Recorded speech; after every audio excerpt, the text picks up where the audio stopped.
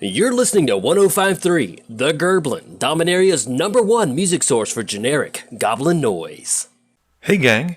Using the promo code MTGMudsta, all caps, will get you 10% off any order over $10 at Flipside Gaming. It'll also get you 10% off any orders of singles at Multizone. And it'll get you 10% off most products at Original Magic Art, with the exceptions of some paintings. If these fine sites don't have what you're looking for, you can also consider using my affiliate link when ordering from TCG Player. And if you'd like to join the generic Goblin Gang to support this channel, there's a link to my Patreon in the description below. Today's game is another Jersey Boy special, with Matt playing his Ezuri deck. He keeps a Forest, Elvish Mystic, Beast Within, Fathom Mage, Priest of Titania, Kadama's Reach, and Elvish Visionary.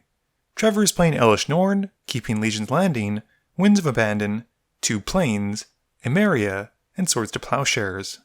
Harry is rocking his Simic Thrasios and Kydele deck, keeping Fate Stitcher, Island, Bribery, Biomancer's Familiar, Hinterland Harbor, Simic Signet, and Talisman of Curiosity. Mike is playing his Pharika Demon deck, keeping a Castle Garenbrig, 2 Forests, Reflecting Pool, Kadama's Reach, Tectonic Edge, and Leyline of the Void. Matt wins the die roll and starts us off. Mike has a turn 0 though, putting out his Leyline. Matt plays out a Forest and casts Elvish Mystic. Trevor drops a Plains and casts Legion's Landing. This makes him a 1/1 Vampire token. Mike plays a tapped Castle Garenbrig. Harry plays an Island. Matt's second turn has him casting Elvish Visionary, who enters and draws him a card. He then plays out a Temple of Mystery, which lets him scry 1 and he keeps it on top. Trevor plays a tapped Emeria and casts Skullclamp. He then hits Harry with his Vampire token, gaining 1 life. Mike plays a Reflecting Pool and passes. Harry plays a Forest and casts Simic Signet. Matt draws and plays an Island. He casts Kadama's Reach, finding a basic for the field and 1 for his hand, passing to Trevor. Trevor plays a Plains and this time hits Mike. His Vampire token gains him 1 life, and he then clamps it, drawing 2 cards. Mike plays a Forest and follows Matt's example, casting Kadama's Reach.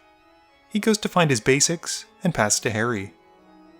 Harry plays a tapped Mirror Pool and casts Talisman of Curiosity. He then uses the Talisman to activate his Signet, and using the green and the blue, casts Thrasios. Matt plays the Forest he found with his Reach and drops his Lightning Greaves, and then a Priest of Titania. He moves to equip the Greaves onto the Priest, but Trevor uses the Swords to Plowshares to exile it, and Matt gains 1 life. Matt then passes.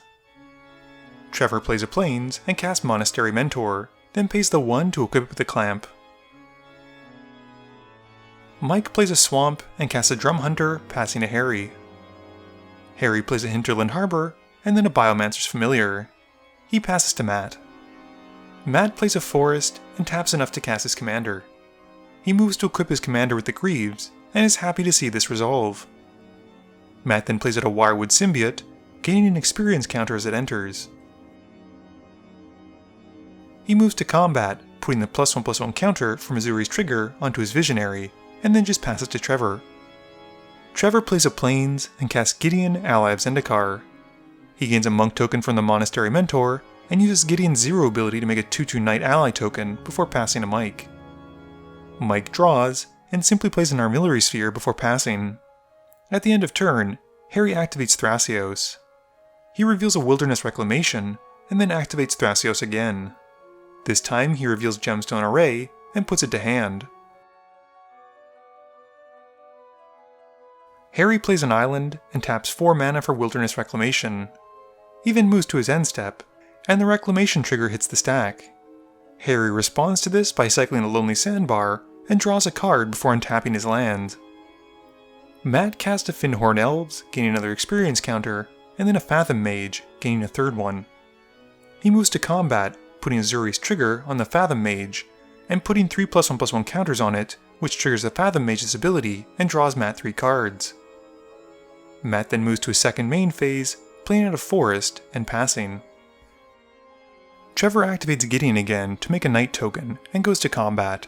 He swings the Monk, the Monastery Mentor, and the Knight he made last turn at Harry. This will trigger the Legion's landing and transform it into Adanto, the first fort. Harry blocks the monk token with Thrasios and takes the rest as damage. In his second main phase, Trevor then overloads Wind of Abandon to try and exile all of his opponent's creatures.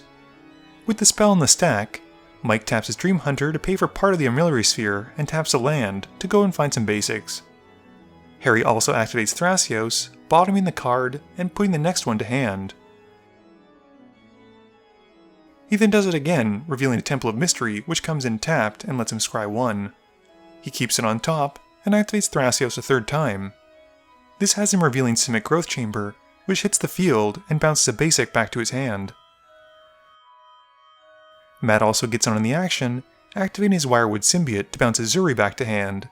He can do this because the Wirewood Symbiote doesn't target, and he untaps his Elvish Mystic with it. Matt then uses Beast Within on Wilderness Reclamation, and Harry gets a Beast token. They then resolve the Winds of Abandon, with Trevor's opponents exiling their creatures and finding that many basics. Mike's turn is quite quick, as he pays 5 mana in his main phase for an Indulgent Tormentor and passes to Harry. Harry plays a Forest and casts Bribery. With the spell in the stack, Harry is then able to use his Talisman to help activate the Mirror Pool, sacrificing the land to copy the spell. He targets Matt with the original and Mike with the copy, resolving the copy first, and Harry goes to look for some goodies. He grabs a Rune-Scarred Demon from Mike, which as it enters, lets Harry tutor a card from his library to hand. Matt in the meantime offers Harry a suggested card that he should take by offering up Llanowar Elves. Harry's a bit tempted, but calls the elf of Plan B as he goes to look through the library. Harry instead decides for an Oracle of Moldiah and reveals Urban Evolution off the top. This lets him play another land for turn, and he then casts a Fate Stitcher before passing. Matt draws for turn and recasts Ezuri, putting the Greaves back onto his commander once it resolves. Matt then plays out a Deranged Hermit, making 4 Squirrel tokens as it comes in and gaining 5 experience counters from Ezuri. He then moves to combat, putting 5 +1/+1 counters onto a now giant squirrel and passes. Trevor down takes Gideon, gaining an emblem that makes all of his creatures have +1/+1. He then plays out a Mentor of the Meek, and he passes turn. Mike's upkeep has the Demon trigger, and he targets Harry. Harry decides to lose 3 life rather than let Mike draw an extra card, so Mike only draws from his draw step. Mike then plays a Tectonic Edge, and pays 3 mana for a Mimic Vat, which doesn't work super well with his leyline out, but at least he's got Graveyard Hate covered.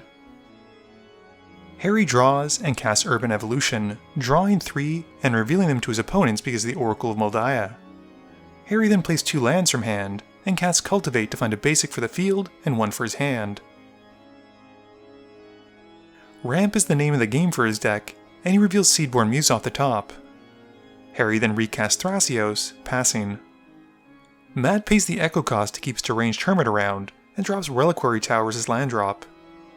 He then casts a Regal Force, and counts up his green creatures in preparation to draw while the spell is on the stack.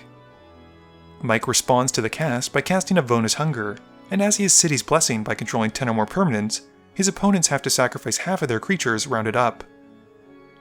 The Force then enters, and Matt only draws 4 cards. Moving to combat, he puts the counter from Ezuri's trigger onto the Force and passes to Trevor. Trevor draws and passes. Mike targets Harry again with the Demon's trigger, and Harry lets him draw on his upkeep. Mike then draws for turn and plays a Forest. Mike then casts Demon Lord Belzenlock, who enters and has an ETB effect. He exiles until he hits Putrefy, stopping the process then because it isn't 4 CMC or greater. He puts the Putrefy to hand and loses 1 life, and passes turn. Harry activates Thrasios at the end of turn, putting Kadama's Reach to hand. Harry draws for turn, and casts Kydele in his main phase. He puts out a Gemstone Array, and then the Seedborn Muse. He then activates Thrasios, bottoming the top card, and then reveals it, putting to hand a Kiora, Master of Depths. He declares he'll move through his phases, which Mike uses as a chance to take out the Seedborn Muse with Putrefy. Matt plays an island for turn, and plays out a surprisingly unkicked Jaraga Warcaller. This gives him another experience counter, and Matt then uses Natural Order, sacrificing the Deranged Hermit as part of the cost. He grabs Avenger of Zendikar, gaining 14 Broccoli tokens, which also translates into 14 experience counters. Matt then taps some lands and some broccolis to help pay for Court of Calling, where X is Craterhoof. Matt's board then becomes huge, and once its ability resolves, Matt then puts to stack Triumph of the Horde. This means the table is basically donezo, but they move through the motions to confirm it. Matt then moves to combat, putting the Ezuri counters onto one of his creatures, and swings 2 creatures at each opponent, which is enough even with blocks to take them out. Game review time. Winds of Abandon was certainly an interesting card this game, and it's one of those removal spells that I go back and forth on a lot. On the one hand, exiling key creatures is fantastic, and being able to do it to all of your opponents while saving your own is great.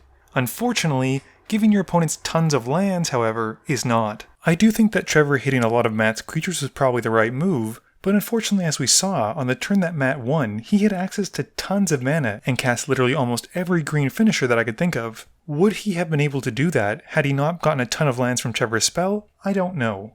I think Mike was hoping for a lot more cards when he resolved that Demon Lord Belslin lock, which I've said several times and I can't get it right. And while the Putrefy was a good card to hit, he only got to use it once and on one creature. I think it was the right move hitting the Seedborn Muse because let's face it, Harry was cranking out value with Thrasios. And by the time that he got probably to untap, he would have had a ton more lands, and knowing Harry, Kydele was probably about to tap for a ton of mana. Please be sure to tune in every Monday and Thursday at 11 AM Eastern Standard Time for a guaranteed new video. You can also follow me on Twitter at MTGMudsta. You can find me on Facebook at facebook.com/MTGMudsta. And lastly, you can check me out when I stream at twitch.tv/MTGMudsta. This video is brought to you in support by my patrons. If you're looking for a way to help out the channel, please be sure to visit the link below. Thank you all for watching this video, and don't forget, friends are just opponents you haven't eliminated yet.